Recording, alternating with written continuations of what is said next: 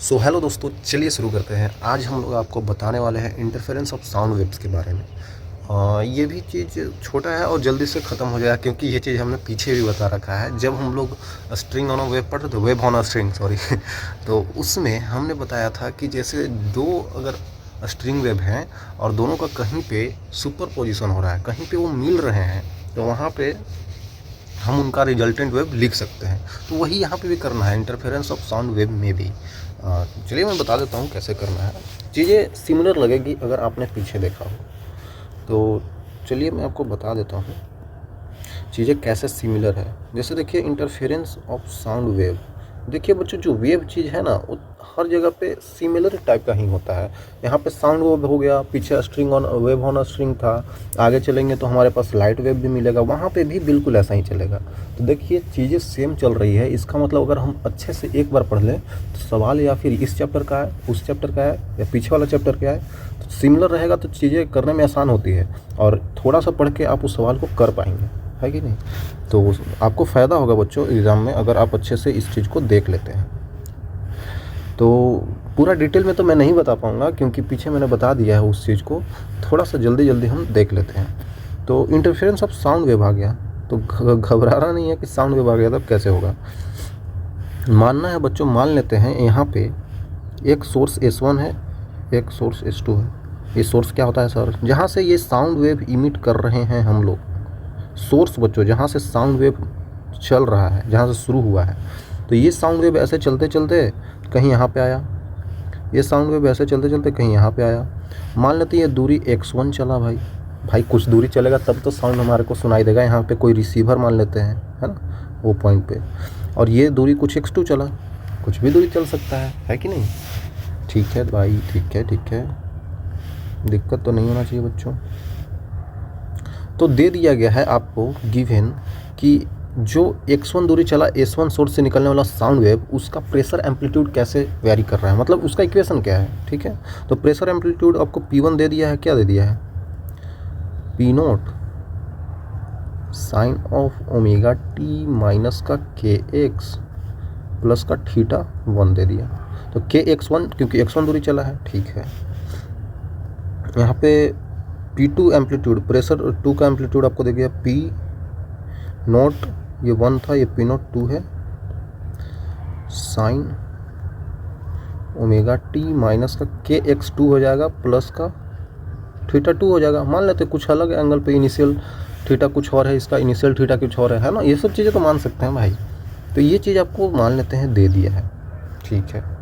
इसमें बोलेंगे कि सर ऐसा ही क्यों, इधर क्यों आया, ये ओमेगा टी सेम क्यों हो गया। बच्चों ये सब चीज़ें हम सेम लिए हैं, है ना, हम लिए हैं same.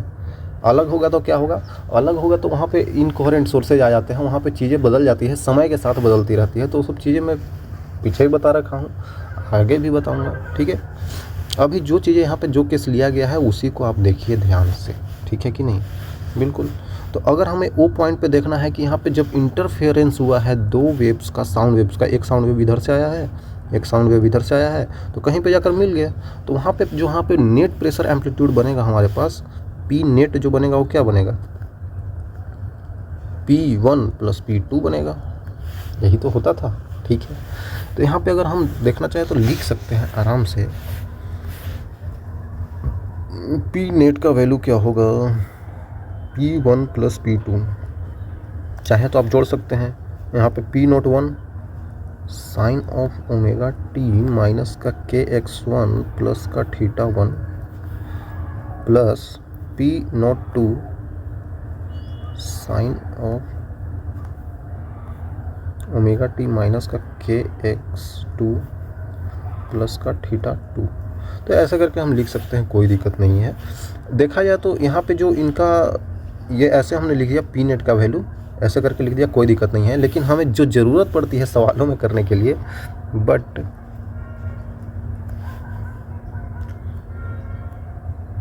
Total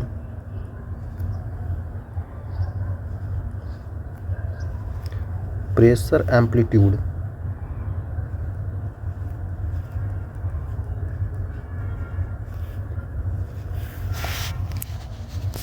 total pressure amplitude of resultant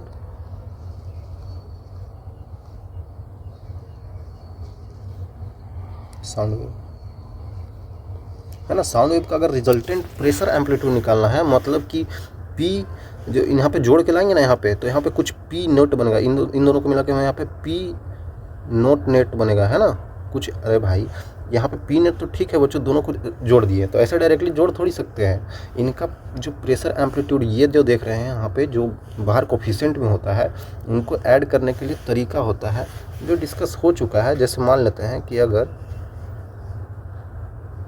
यहाँ पे पी नोट करके लिखता हूँ, पी नोट करके लिखता हूँ, ठीक है, पी नोट करके लिखता हूँ, equal to root over P naught 1 का स्क्वायर प्लस पी नोट 2 का square plus 2 P naught 1 P naught 2 cos of delta phi होता है। बोलेंगे सर ये सब कहाँ से आ गया ठीक है, ये पी नोट नेट आता है, जो नेट रिजल्टेंट एम्पलीट्यूड होता है हमारे पास, ठीक है। इन दोनों को इक्वेशन को ऐड कर दिए हैं डायरेक्टली, तो ये आया है। ये प्रेशर एम्पलीट्यूड नहीं है बच्चों, ये टोटल रिजल्टेंट का प्रेशर एम्पलीट्यूड नहीं है। प्रेशर एम्पलीट्यूड तो ये आएगा, है कि नहीं। इन दोनों को जोड़ने पे प्रेशर एम्पलीट्यूड यहाँ पे कुछ आएगा, उसके साथ में कुछ एंगल आएगा, तो यहाँ पे जो आएगा वही ये है, ठीक है। ये तो बस वेव को जोड़ने के लिए बता दिए। ईजी है यार, चीज़ों को करेंगे तो आसान हो जाएगा। तो हम ये निकालेंगे कैसे, क्योंकि ये ठीक है, ये ठीक है, ये चीज़ तो हमको पता है, इसका ये है, इसका ये है। लेकिन कॉस डेल्टा फाई आ गया, तो डेल्टा फाई क्या होता है, कैसे निकालते हैं। डेल्टा फाई जो होता है बच्चों, उसको बोला जाता है phase difference.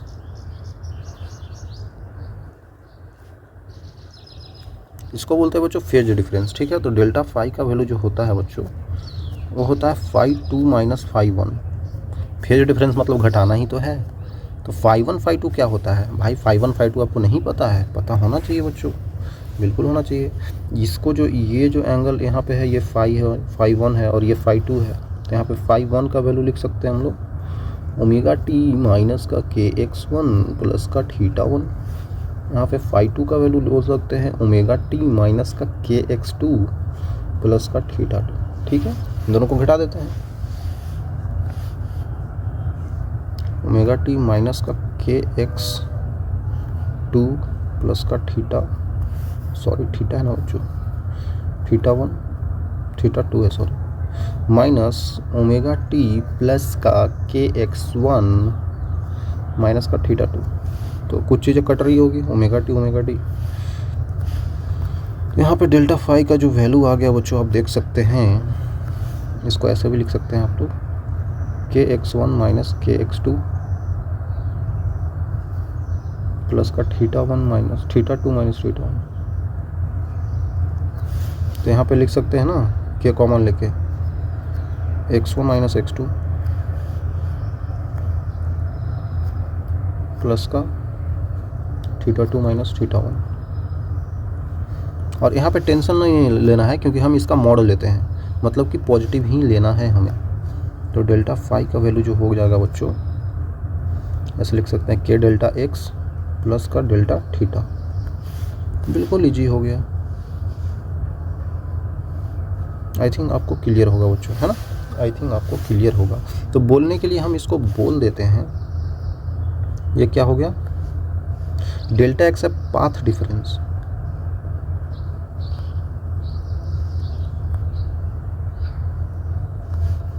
Due two phase difference, है ना। फेज डिफरेंस के कारण ही तो आ रहा है बच्चों पाथ डिफरेंस। ये क्या है, डेल्टा थीटा। तो डेल्टा थीटा का मतलब होता है ये initial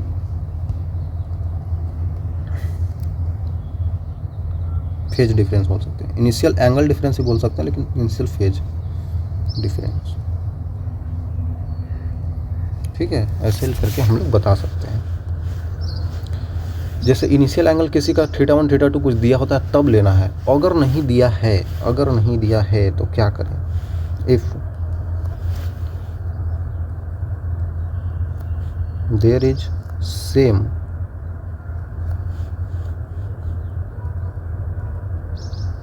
initial phase for both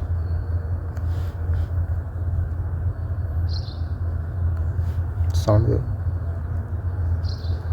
अगर दोनों के लिए सेम ही दे दिया तो फिर क्या ही दिक्कत है, क्योंकि सेम है तो theta 1 minus theta 2 minus theta 1 करेंगे तो ये क्या होगा, 0 हो जाएगा।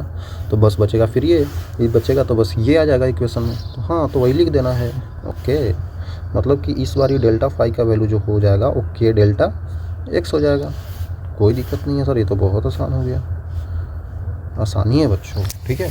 इस तरीके से हम लोग कर सकते हैं यार, कोई दिक्कत नहीं होना चाहिए।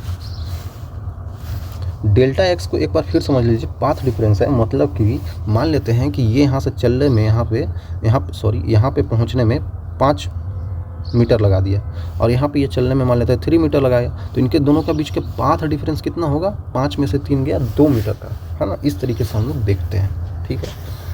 क्लियर होना चाहिए भाई। तो अब अगर ये चीज़ आपको पता चल गया तो यहाँ पे और चीज़ें डिस्कशन हमको करना होगा, क्योंकि अगर यहाँ पे डेल्टा एक्स का वैल्यू, जैसे आगे हम चल के बताएंगे कंस्ट्रक्टिव और डिस्ट्रक्टिव, तो वहाँ पे आपको समझ में आ जाएगा। चलिए आगे ही बता देते हैं। हाँ तो अगर आपको कहीं पे मान लेते हैं कि 2 चीज़ दे दिया है, P1 दे दिया है P2 are given, then P naught net कितना हो जाएगा बच्चों,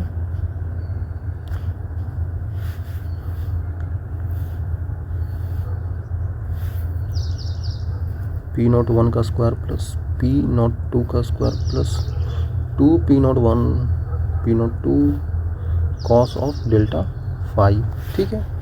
क्लियर होगा भाई। और उसी तरीके से जब ये चीज़ निकाल लिया आपने, तो अब आपको ज़रूरत पड़ेगी डेल्टा फाई की, तो डेल्टा फाई भी आप निकाल सकते हैं। क्या बोला था, k इंटू डेल्टा एक्स था। और एक चीज़ और आपको बता देते हैं, क्योंकि आपको पता होगा k का वैल्यू क्या होता है बच्चों, 2 पाई बाई लेमडा। बोलेंगे ये कहाँ से आया बच्चों, ये तो बहुत आसान है यार।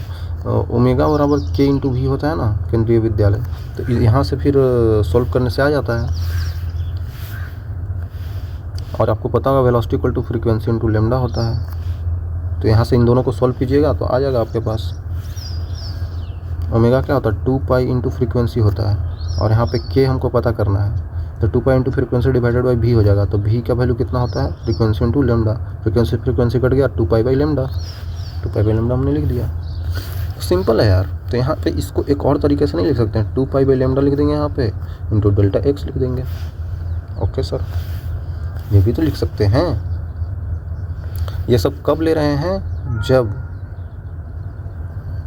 व्हेन थीटा 1 और थीटा 2 बराबर है, इनिशियल उनका एंगल बराबर है, तब हम लोग ये सब चीज़ें ले रहे हैं। और इसको इंटेंसिटी के टर्म में भी देख सकते हैं,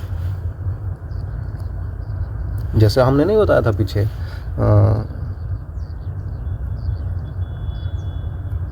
इंटेंसिटी टर्म्स, इंटेंसिटी के टर्म में भी हम लोग देख सकते हैं, बिल्कुल इजी तरीके से देख सकते हैं बच्चों। कैसे गुरुजी, जैसे हमने बताया था पीछे कि जो यहाँ पे हमको इंटेंसिटी आ रहा था वो directly proportional to pressure amplitude का स्क्वायर आ रहा था। ये चीज़ तो आपने देखा ही था बच्चों, प्रेशर एम्पलीट्यूड का स्क्वायर तो आ ही रहा था प्रोपोर्शनलिटी में, ठीक है भाई। और तो और देखा जाता था तो डिस्प्लेसमेंट एम्पलीट्यूड के भी प्रोपोर्शनलिटी में स्क्वायर आ रहा था। तो यहाँ पे ये नहीं लिया है हमने, बस ये लिया है, तो इसी को सॉल्व कर देते हैं। प्रोपोर्शनलिटी अगर हटा दिया जाए तो के आई इक्वल टू के times of P not square नहीं लिख सकते हैं, लिख सकते हैं। तो जो आपको यहाँ पे दिया हुआ है, अगर देखा जाए तो अगर यहाँ पे इसका स्क्वायर कर देते हैं तो ये रूट हट जाएगा, तो उसी को लिख लेता हूँ मैं। मतलब पी नॉट नेट का स्क्वायर बराबर पी नॉट 1 का स्क्वायर प्लस पी नॉट 2 का square plus 2 P not 1 P not 2 cos of delta pi. Okay okay, कोई दिक्कत नहीं होना चाहिए।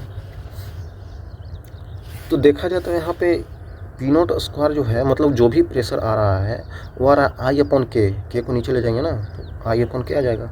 तो जहाँ पे ऐसा टर्म दिख रहा है वहाँ पे आई अपॉन के लिख देते हैं। तो यहाँ पे नेट वाला है तो आई नेट अपॉन के हो जाएगा, ठीक है भाई। यहाँ पे है तो आई 1 डिवाइडेड बाई के हो जाएगा, यहाँ पे आई 2 हो जाएगा, फिर बाई के हो जाएगा, प्लस 2 टाइम्स ऑफ, यहाँ पे अगर देखा जाए तो बस पी नॉट 1 है, तो यहाँ पे अगर देखा जाए तो आई अपन के तो हो ही जाएगा, इसको स्क्वायर हटाएंगे तो रूट में आ जाएगा, तो यहाँ पे रूट में ला देते हैं। Root I 1/k root I 2/k cos of delta phi. ठीक है, के सब में कट रहा है बच्चों, तो के हटा सकते हैं। तो यहाँ पे आई नेट का वैल्यू जो आ रहा है I1 plus I2 plus 2 root I1 root I2 cos of delta phi. तो ये आपके पास आंसर हो गया दोस्त। ठीक है, ये आपके पास इंटेंसिटी के टर्म में आंसर ऐसा हो गया। बस याद बात तो नहीं करना है तो कर लीजिए, क्योंकि अगर आपको ये चीज पता है तो आप डायरेक्टली बता पाएंगे। ठीक है, इतना मैं बोलने में टाइम लगा रहा हूँ, लिखने में, ताकि आपको समझ में आए। बाकी चीजें तो डायरेक्टली हम लोग लिख सकते हैं, सब कुछ यहाँ पर दे दिया तो हम डायरेक्टली ये भी लिख सकते हैं। तो उस चीज को हम डायरेक्टली बताएंगे तो आपको थोड़ा सा समझने में दिक्कत होगा, इसीलिए हमने ऐसे स्टेप्स पे बताया है। तो अब क्या करें सर? तो अब बच्चों, जो हमने पीछे नहीं बता रहा था मैंने आपको कि ये चीज डेल्टा एक्स आ गया तो कैसे कैसे वेरी करेगा, तो उसी चीज को हमें समझना है कंस्ट्रक्टिव और डिस्ट्रक्टिव के टर्म में। अगर कहीं पे दो साउंड वेव ऐसे ऐसे आके यहाँ पे इंटरफेयर कर रहे हैं, तो जहां पे इंटरफेयर कर रहे हैं वहां पे हो सकता है कभी हमको मैक्सिमम प्रेशर एम्पलीट्यूड दिखे, या फिर मैक्सिमम इंटेंसिटी ऑफ साउंड दिखे, या फिर कहीं पे दोनों इंटरफेयर करके मिनिमम एम्पलीट्यूड प्रेशर एम्पलीट्यूड दे दे, या फिर वहां पे मिनिमम इंटेंसिटी ऑफ साउंड दे दे। जैसे हम जो इंटेंसिटी ऑफ साउंड भी निकाल रहे हैं ना बच्चों, ये भी मिनिमम मैक्सिमम हो सकता है। तो कहाँ पे मिनिमम होगा, कहाँ पे मिनिमम, कहाँ पे मैक्सिमम होगा, उस चीज को हम लोग देख सकते हैं कंस्ट्रक्टिव इंटरफेरेंस और डिस्ट्रक्टिव इंटरफेरेंस से। दोनों चीजें आपको सिमिलर, दोनों चीजें आपको जाना हुआ लगेगी, क्योंकि हमने ये पीछे बता चुके हैं फिर से बता देते हैं। मैं ये बोल रहा हूं कि कहीं पे अगर इंटरफेरेंस हुआ है साउंड वेव का, इंटरफेरेंस हुआ है साउंड वेव का, तो या तो वो कंस्ट्रक्टिव हो जाएगा या तो वो डिस्ट्रक्टिव हो जाएगा बच्चों, है ना। या तो वो कंस्ट्रक्टिव हो जाएगा, कंस्ट्रक्टिव इंटरफेरेंस बोल सकते हैं, या तो डिस्ट्रक्टिव हो जाएगा। जब भी कंस्ट्रक्टिव इंटरफेरेंस होगा तो वहां पे उस पॉइंट पे हमें मिलेगा मैक्सिमम इंटेंसिटी, आई मैक्स का वैल्यू मिलेगा, और वहां पे प्रेशर एम्पलीट्यूड भी मैक्सिमम मिलेगा, है ना। इसको मैक्सिमम बोल देते हैं। वहां जहां पे डिस्ट्रक्टिव हो रहा है पे वहां पे इंटेंसिटी मिनिमम मिलेगा, मिनिमम इंटेंसिटी ऑफ साउंड मिलेगा, और वहां पे प्रेशर एम्पलीट्यूड भी मिनिमम मिलेगा। ठीक है भाई, ये चीजें बेसिक ध्यान रखना है बच्चों। ठीक है, तो चीजें और कैसे हो सकती है वो चीज हम देख लेते हैं। जैसा कि आपने पीछे देखा कि हमारे पास जो आ रहा था, जो हमारे पास आ रहा था बच्चों, एक सेकंड इसको इधर ही लिख देते हैं, थोड़ा सा और जगह बना लेते हैं।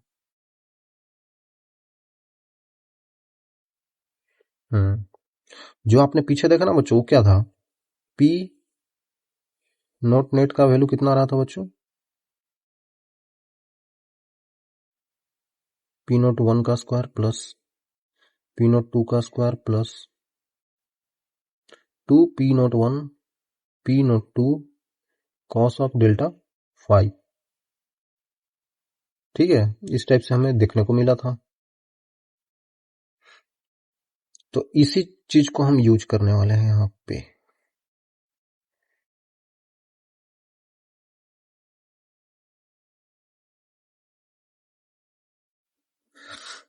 अगर देखा जाए तो जहां पे हमको ये मैक्सिमम मिल रहा है, pressure amplitude P naught net maximum मिल रहा है कंस्ट्रक्टिव इंटरफेरेंस में, तो इसका वैल्यू मैक्सिमम चाहिए। मैक्सिमम वैल्यू इसका कैसे निकाले भाई?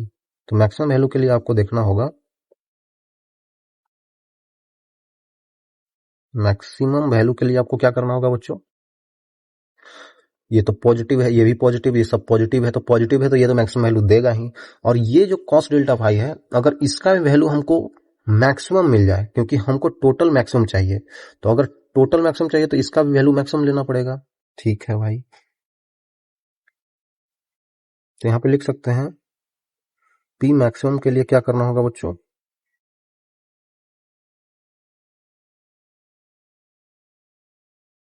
पी मैक्सिमम के लिए हमें क्या करना होगा बच्चों? कॉस ऑफ डेल्टा फाई का वैल्यू हमको मैक्सिमम चाहिए।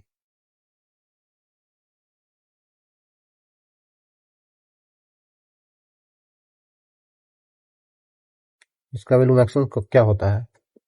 मैक्सिमम वैल्यू तो +1 ही लेते हैं हम लोग, +1 ही तो लेते हैं। तो अगर देख लिया जाए तो कॉस ऑफ डेल्टा फाई का मैक्सिमम वैल्यू +1 है, तो ये कब होता है? कॉस 0 1 होता है, तो कॉस ऑफ 0 डिग्री लिख सकते हैं, कॉमा कॉस ऑफ फिर से अगर 2 पाई चल के यहीं पे आ गया तो फिर भी मैक्सिमम मिलेगा, कॉस ऑफ 4 पाई ले लेंगे फिर भी मैक्सिमम मिलेगा। तो ऐसे ही बढ़ते चले जाए तो उनको मैक्सिमम वैल्यू मिलता चला जाएगा। तो यहाँ से आपको क्या समझ में आ रहा है कि डेल्टा फाई का वैल्यू 0 हो सकता है, 2 पाई हो सकता है, 4 पाई हो सकता है। ओके भाई, तो यहाँ पे डेल्टा फाई जो है, फेज डिफरेंस जो है वो हो जाता है 0, 2 पाई, 4 पाई, 6 पाई, ऐसे ही तो बढ़ता रहेगा। तो इसीलिए डेल्टा फाई का वैल्यू ही हम लोग लिख सकते हैं 2n पाई, जहां पे n का वैल्यू 0 है, 1 है, 2 है, 3 है, इस टाइप से बढ़ता चला जा रहा है। ओके, कोई दिक्कत नहीं है दोस्तों, कोई दिक्कत नहीं होना चाहिए बच्चे लोग। आपको जिस तरीका से यहाँ पे मैक्सिमम लिखे हैं उसी तरीका से यहाँ पे मिनिमम लिख दीजिए। हमको क्या चाहिए? यहाँ पे मिनिमम चाहिए। मिनिमम कैसे निकाले बच्चों?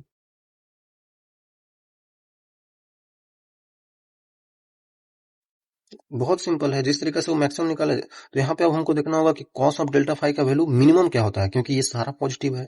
मिनिमम करने के लिए इसको सबसे मिनिमम वैल्यू ले लेते हैं। तो मिनिमम वैल्यू क्या होता है कॉस डेल्टा फाई का, बताइए?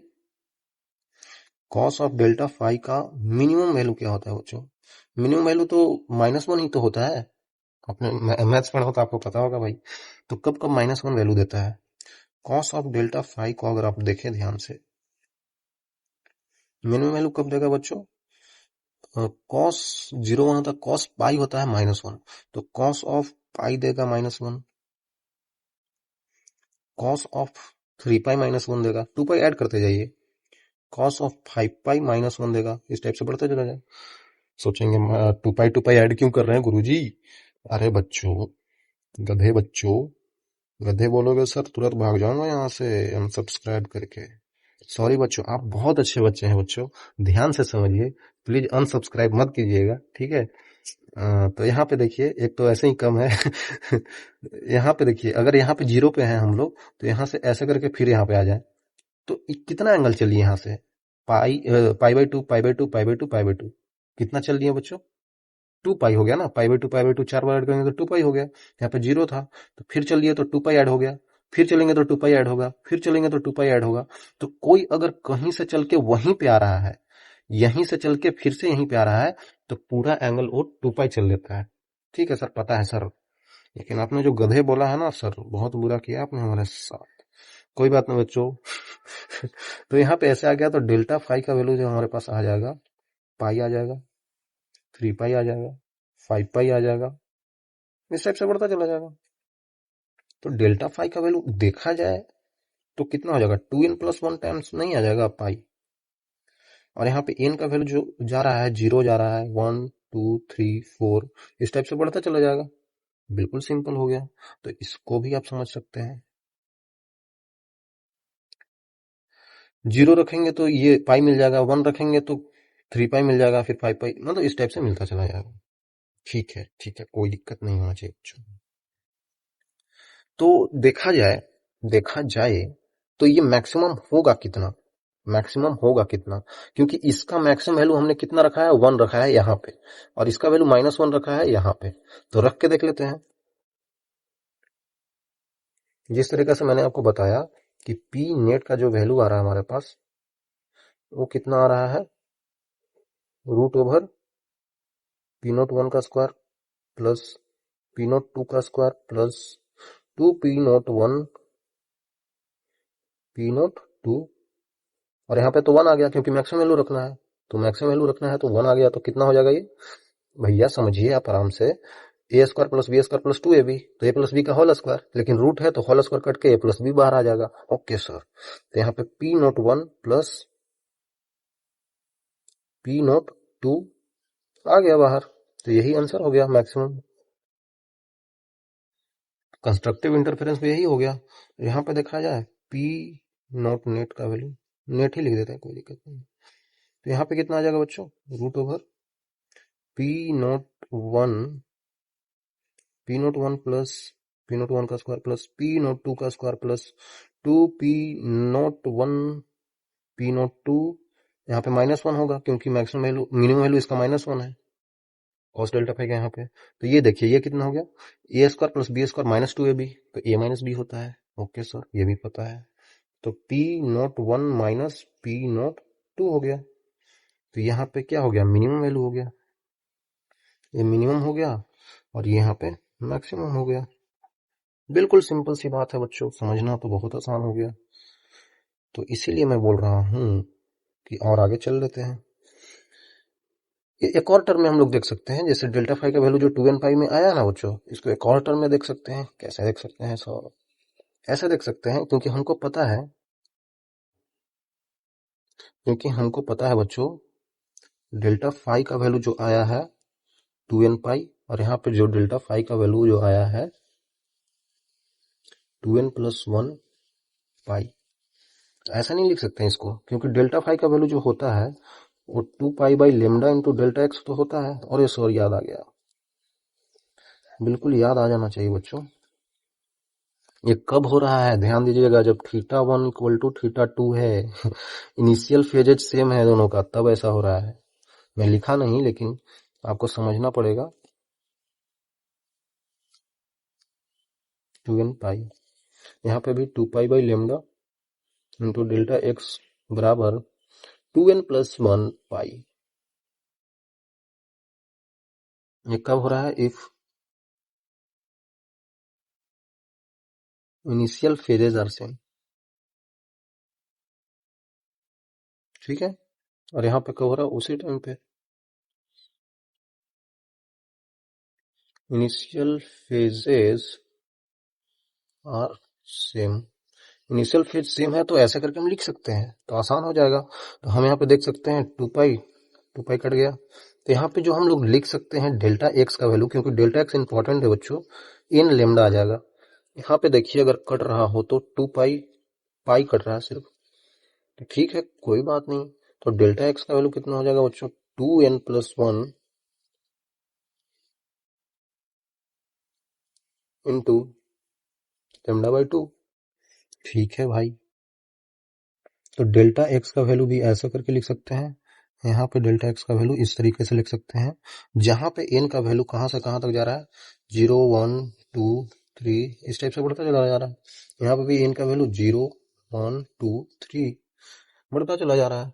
तो ऐसे करके लिखा जा सकता है बच्चों, और ये इंपॉर्टेंट है। ये क्या बता रहा है कि मतलब इनका पाथ डिफरेंस क्या है। अगर कहीं पे कंस्ट्रक्टिव इंटरफेरेंस हो रहा है तो पाथ डिफरेंस जो होता है एन लेमडा के टर्म में लिख सकते हैं। अगर जो दो साउंड वेव्स निकले हैं तो उनमें पाथ डिफरेंस मतलब दोनों के जो डिस्टेंस होता है ना, उनमें जो फर्क होती है, तो उसको हम लोग एन लेमडा के टर्म में लिख सकते हैं। और यहाँ पे डिस्ट्रक्टिव में 2n प्लस 1 लेमडा बाई 2 है। बहुत एडवांटेज मिलेगा आपको अगर आप ध्यान में रखेंगे इस चीज को तो। ठीक है, बहुत इजी हो गया भाई, बहुत इजी हो गया। हम अगर इंटेंसिटी के टर्म में भी देखना चाहते हैं तो हम देख सकते हैं कि इंटेंसिटी के टर्म में किसका कितना ज्यादा इंटेंसिटी होगा। तो कंस्ट्रक्टिव में देख लेते हैं पहले,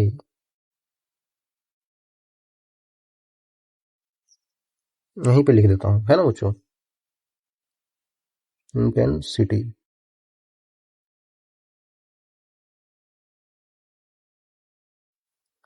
इंटेंसिटी देखा जाता था तो क्या हमारे पास आ रहा था बच्चों, आई नेट का वैल्यू याद कीजिए, I1 plus I2 plus 2√I1 I2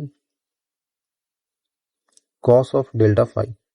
ठीक है, इस टाइप से आ रहा था हमारे पास, कोई दिक्कत नहीं है, कोई दिक्कत नहीं होना चाहिए बच्चों। तो अगर यहाँ पे देखा जाए तो ये क्या चल रहा था हमारे पास, कंस्ट्रक्टिव।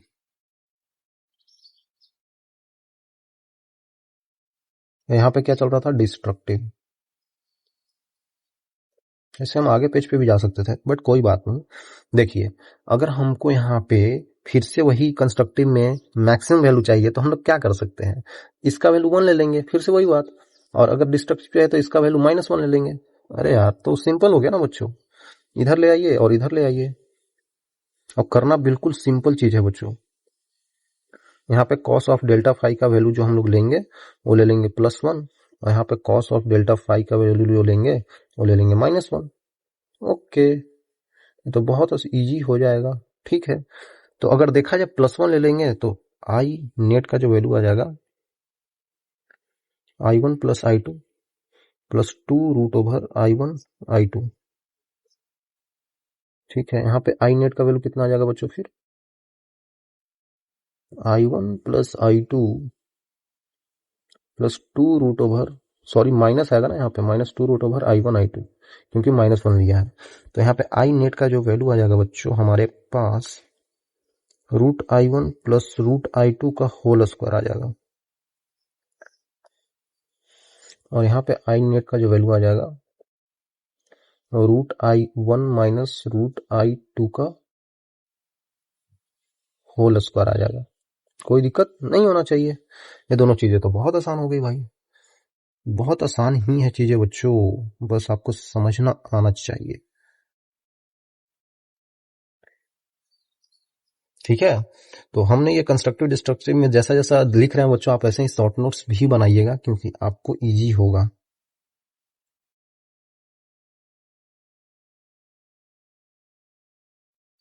ठीक है, अगर आप देख लिए तो अगर कहीं कहीं पे क्या होता है ना कि हमको दे दिया जाता है इफ I1 = I2, दोनों का इंटेंसिटी सेम दे दिया है, तो हम कुछ I0 मान लेते हैं। भाई होता है ना कभी कभी दोनों सोर्सेज दिए हुए साउंड सोर्सेज, दोनों में इंटेंसिटी सेम दे दिया, तो अब क्या करें? कुछ नहीं भाई, जो आपने आई नेट का वैल्यू लिखा था ना, जो लिखा था I1 + I2 + 2√I1 I2 cos of delta phi, तो कुछ नहीं करना है बच्चों, दोनों सेम है, तो यहाँ पे I0 आ जाएगा, तो I0 + I0 + 2√I0 तो बाहर आ जाएगा, लिख देता हूं cos ऑफ डेल्टा फाई आ जाएगा बच्चों। ठीक है, तो यहाँ पे देख सकते हैं 2I0 कॉमन आ जाएगा बाहर, अंदर बचेगा 1 + cos ऑफ डेल्टा फाई। ठीक है, आपको पता होगा, अगर एक फॉर्मूला याद करें मैथ्स में तो आपको याद होगा, अगर नहीं याद है तो याद कर लीजिए बच्चों। cos 2 थीटा क्या होता है? 2 cos स्क्वायर थीटा -1 होता है। ये चीज एक फॉर्मूला है बच्चों, फॉर्मूला मैथ्स में जो होता है ना, एक मैथ्स में फॉर्मूला होता है, cos ऑफ 2 थीटा का वैल्यू जो होता है वो 2 cos स्क्वायर ऑफ थीटा -1 होता है। मान लेते हैं कि ये 2 थीटा है, मतलब 2 फाई है, तो इसका मतलब ये पूरा एंगल है, तो आधा करना होगा यहाँ पे, समझ जाइएगा, बहुत आसान है। 1 प्लस इसका वैल्यू मैंने ये मान लिया है, ये वाला, तो आगे यहाँ पे क्या क्या लिखना होगा बताइए बताइए? 2 cos square of delta phi by 2 लिख सकते हैं, बिल्कुल, और -1 लिख देते हैं। भाई इसी का तो आधा करना था, इसी का तो आधा यहाँ पे कर दिया है, तो इसी का आधा यहाँ पे कर दिए, बिल्कुल सिंपल। -1 + 1 उड़ गया, सर कहाँ उड़ के चला गया? तो यहाँ पे 2 × 2 4I0 cos square delta phi by 2, कोई दिक्कत नहीं होना चाहिए। तो आई नेट का जो वैल्यू आ गया हमारे पास 4I0 cos square delta phi by 2। कितना इजी है बच्चों, कितना इजी है, बहुत ज्यादा इजी है। ठीक है, बहुत ज्यादा इजी हो गया। अगर ये चीज पता चल गया तो अब हम लोग कंस्ट्रक्टिव डिस्ट्रक्टिव में भी देख सकते हैं, कंस्ट्रक्टिव और डिस्ट्रक्टिव में भी देख सकते हैं। क्या देख सकते हैं? बिल्कुल इजी तरीके से देख सकते हैं कि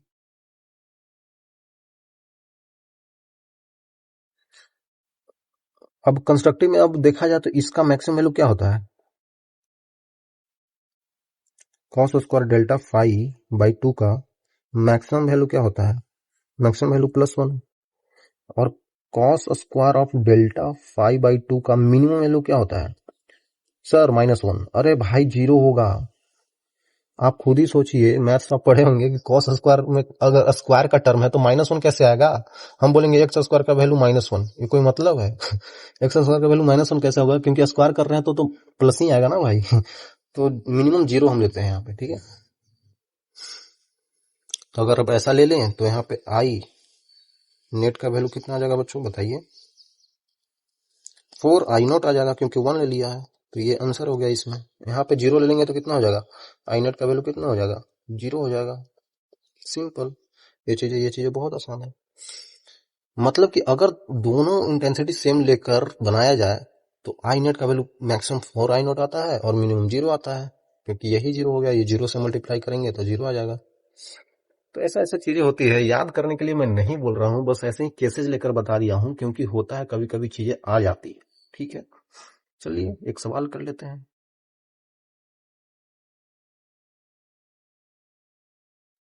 एक सवाल तो बनता है बच्चों, फिगर में ट्यूब दिया गया है, having a sound source as one end, observer at the other end. ठीक है, यहाँ पे साउंड निकल रहा है ऐसे ऐसे, तो साउंड इधर से भी जा रहा होगा, और इधर छेद है तो इधर से भी जा रहा होगा। जैसे पानी नहीं जाता है दूसरे जगह छेद है तो उधर से भी जाएगा, और यहाँ पे ये ऑब्जर्वर इसको सुनाई देगा। Sound produces the frequency up to 10,000 hertz, मतलब कि मैक्सिमम फ्रीक्वेंसी ये कितना इमिट कर सकता है, 10,000 हर्ट्ज का। ठीक है, अरे यहाँ से जो साउंड निकल रहा है ना बच्चों, हो सकता है कोई अलग अलग फ्रीक्वेंसी का साउंड निकल रहा है, 5,000 हर्ट्ज का, 9,000 हर्ट्ज का, 10,000 हर्ट्ज का, लेकिन 12,000 हर्ट्ज का फ्रीक्वेंसी नहीं निकलेगा यहाँ पे, क्योंकि बोला है कि मैक्सिमम ही 10,000 है, मतलब अप टू, बोला ना किधर अप टू, ध्यान से समझिएगा, ये आपको बोला है अप टू ये 10,000 हर्ट्ज। स्पीड ऑफ साउंड दे दिया है आपको, फ्रीक्वेंसी बताना है, find frequency is up to which person can hear maximum intensity. बिल्कुल इजी तो हो गया।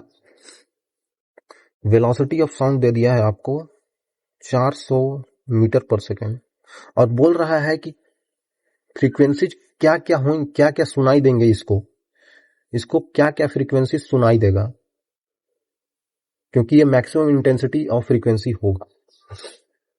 मतलब बोला जा रहा है ना, जो जो फ्रीक्वेंसी सुनेगा, ऐसा तो बहुत सारे सुन सकता है, लेकिन वही फ्रीक्वेंसी बताना है जिसका इंटेंसिटी मैक्सिमम हो।